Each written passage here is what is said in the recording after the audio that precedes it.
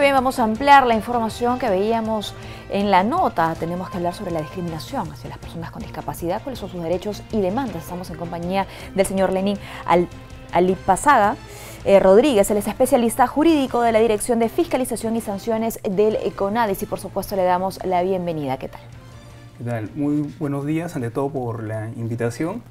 Y lo que quiero expresar es primero que CONADIS como institución del Estado rechaza totalmente cualquier acto de discriminación o forma de discriminación que puedan recibir cualquier ciudadano, ¿no? Especialmente las personas con discapacidad, que es la esencia por la cual nosotros como institución estamos y velamos por sus derechos. Señora Alipasaga, gracias por visitarnos. Lamentablemente, pues los peruanos ahora nos encontramos indignados frente a un suceso en especial, y digo lamentablemente porque esa indignación no debería darse por un solo hecho que lamentablemente, nuevamente, se repite muchísimo y que afecta casi a la totalidad de personas con discapacidad en nuestro país, que son 3 millones. Muchos de ellos han dado incluso testimonios y dicen que esto es pues la punta del iceberg, nada más, de lo que está pasando. Claro. Bueno, ¿sí mi cámara? Sí. Acá, conversa conmigo. Bueno, ya, lo cierto es importante, por ejemplo, la base estadística, ¿no? Tener una base del INEI, por ejemplo, las encuestas, ¿no? El censo. Es importante porque eso nos permite, por ejemplo, tener una información real de cuántas personas con discapacidad hay que necesitan, por ejemplo, que el Estado ejerce ese rol protector, ese rol que está garantizado en la Constitución Política del Perú, en el artículo 7, que dice de que se ejerce una protección especial a las personas con discapacidad porque son parte de una población vulnerable, y eso hay que entenderlo, ¿no? Entonces es incomprensible que en pleno siglo XXI todavía exista acciones o actos de discriminación, ¿no? Entonces pasa pues que la discriminación, si bien estamos ahora hablando de personas con discapacidad, también impacta a muchísimos peruanos, ¿no? De diferentes grupos y segmentos de la población, pero en este caso en especial, cuando una persona con discapacidad sufre algún tipo de discriminación, ¿qué puertas debe tocar, ¿no? ¿A quiénes debe acudir?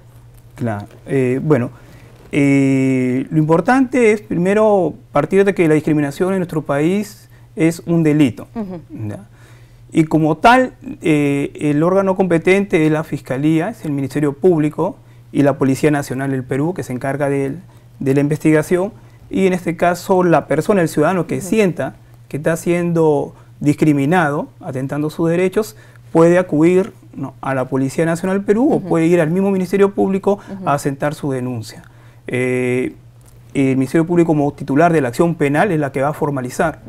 Ahora, hay que tener en cuenta que una denuncia tiene que contar con los medios probatorios respectivos. Entonces, tener grabaciones visuales, audibles, ¿no? Toma de imágenes que permitan pues, corroborar esta información, ¿no? Todo lo que pueda sustentar el delito. Lo que pueda para identificar al presunto autor, ¿no? Claro que sí. En la nota veíamos que, claro, además de la vía penal, está también la vía administrativa, ¿no? ¿Cómo es que la persona decide finalmente qué vía tomar frente a lo que le puede haber pasado? Bueno, en la vía administrativa son las infracciones. Entonces, la discriminación como tal en vía administrativa no está tipificada como una infracción así, en el término de discriminación, pero sí en términos, por ejemplo, como la negativa, ¿no? de impedir el uso o el disfrute de un derecho. Perfecto. Para apuntar nada más entonces, la discriminación no puede ser un delito y una infracción a la vez, es un delito. Y si hablamos de infracción, estamos hablando de la negativa a un servicio, a un producto, a hacer uso o disfrute de sus derechos, reconocidos pues, en la ley.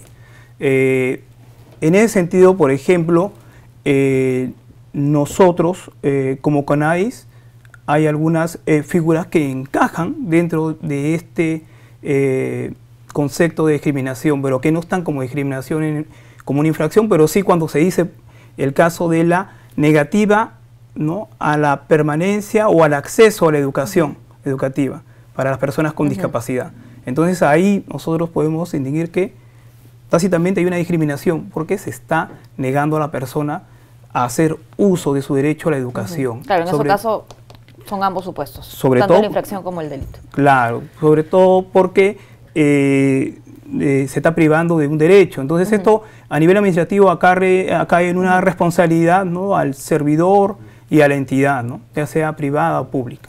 Que es algo que se está denunciando muchísimo también por estos días, ¿no? Frente al próximo inicio del año escolar, la discriminación que pueden sufrir muchos estudiantes, por ejemplo, con autismo. Claro, sí, justamente nosotros estamos en una campaña, ¿no?, para atender estas demandas y, como le digo, no comprendemos cómo en pleno siglo XXI todavía no llegamos a este anhelo de la inclusión, ¿no? Tenemos como mandato de gobierno la inclusión de las personas con discapacidad, cambiar ese concepto médico, terapéutico que se ha tenido en el siglo pasado, a este concepto realmente inclusivo, que las personas con discapacidad tienen derechos, ¿no?, que están consagrados, por ejemplo, en nuestra ley. Esta es nuestra ley, la ley 29973, que es la ley general para las personas con discapacidad, la cual nos otorga a nosotros como entidad una potestad de fiscalizar y de sancionar. Entonces, mediante esta ley nosotros fiscalizamos y sancionamos, e incluso sancionamos a entidades públicas y algunas privadas, ¿no? Claro, ¿qué pasa cuando la discriminación viene en esas instancias? Claro, de acuerdo a cómo se han definido las infracciones que están contempladas aquí en el artículo 81 de esta ley. Entonces tenemos alrededor de unas 24 infracciones. Y la que usted está comentando justamente, el tema educativo, es algo que preocupante, porque estamos en pleno proceso de matrícula, hemos tenido ya varias intervenciones, hemos tenido varios casos, y lo que vemos es también desconocimiento por parte de las que dirigen las instituciones educativas, ¿no?, en cuanto a lo que es nuestra ley, la ley 29973, y en cuanto a lo que indica también hay una norma técnica del sector de educación que es sobre orientaciones, ¿no?, para la matrícula del año 2020. Entonces, esta norma técnica establece de que por cada aula, ¿no?, se debe contar como mínimo 2 niños con discapacidad. Entonces ya la norma está dada, hay una ley, hay una norma técnica de del mismo sector, educación, y las instituciones educativas tienen que cumplir. No, y es que la lucha contra la discriminación tiene que comprender que la educación es la herramienta principal, ¿no?, para hacerle frente. Y educación, ojo, de todos los actores, ¿no?, no solamente de aquellos que tienen que cumplir con la ley, sino también de aquellos que se benefician de esta ley. En ese sentido, le consulto, el CONADIS trabaja también para empoderar informativamente a esos 3 millones de peruanos con algún tipo de discapacidad.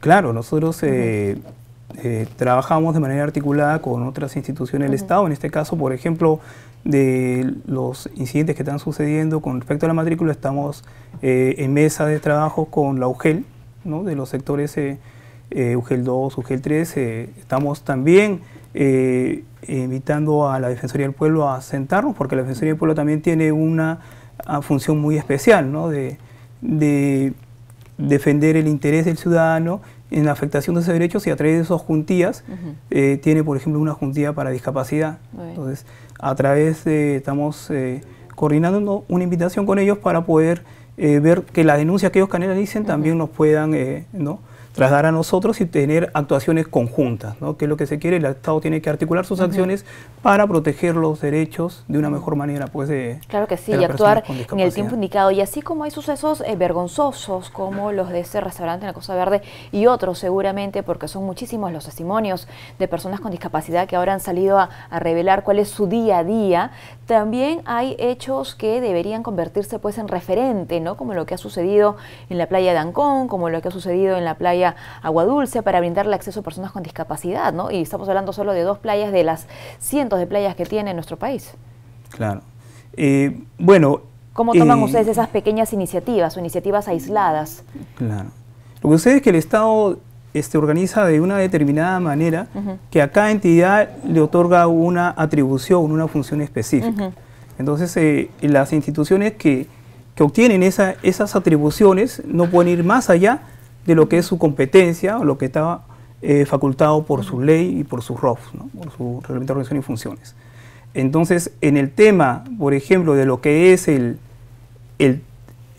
la vía, ¿no?, el acceso, la accesibilidad, por ejemplo, el derecho a la accesibilidad, ¿no?, las infracciones que se puedan cometer, nosotros tenemos también competencia, al igual que la municipalidad tiene competencia, ¿no? Y justamente hago mención al caso que que están mencionando, el caso Panga. Ahí tenemos que tener en cuenta también de que, por ejemplo, la fiscalización y la sanción le corresponde a la municipalidad cuando el presunto infractor es una entidad privada.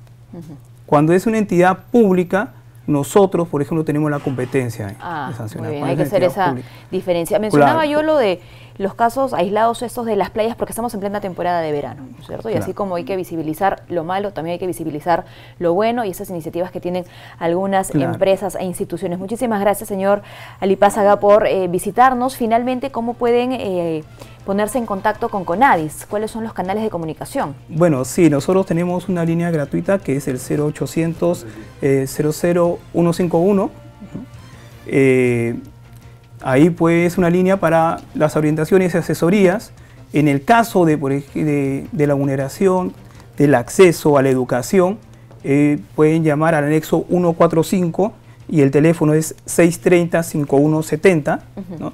Para poder canalizar inmediatamente la denuncia, ¿no? Y orientar nosotros, a la persona. Claro, nosotros inmediatamente nos estamos constituyendo al centro educativo, levantando el acta de fiscalización, porque ahí también tenemos nosotros, como digo, una infracción que es la negativa al acceso a la permanencia, que recae hasta de 12 a 15 UITs, en cuanto a la institución educativa que no permita el acceso o la permanencia de un estudiante con discapacidad. Muchísimas gracias por habernos acompañado. Hemos conversado con el señor Lenin Alipázaga Rodríguez, especialista jurídico de la Dirección de Fiscalización y Sanciones del CONADIS.